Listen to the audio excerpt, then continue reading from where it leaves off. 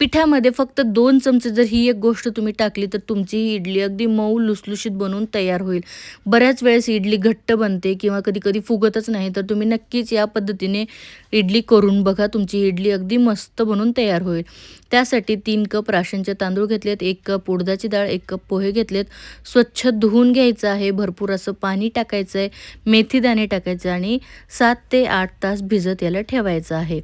7 ते 8 तासानंतर डाळ तांदूळ भिजले, की त्याला मिक्सरच्या भांड्यामध्ये मस्त असं वाटून घ्यायचे. थोडं-थोडं पाणी टाकून आपण हे वाटून घेणार आहोत.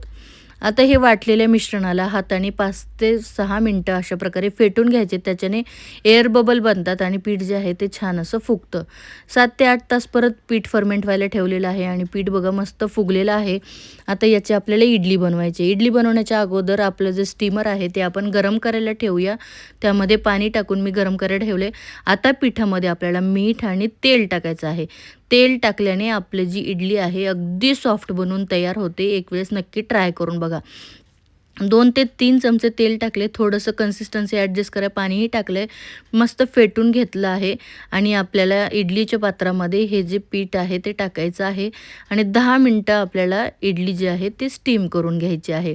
10 मिनिटामध्ये आपली सुपर सॉफ्ट इडली बनून तयार होते. तुम्ही बघू शकता किती मस्त लुसलुशीत इडली तयार झालेली आहे. थंड झाली तरी ही इडली इतकीच सॉफ्ट बनून तयार होते. सांबर आणि चटणीचा व्हिडिओ ऑलरेडी शेअर केला, चेक करा.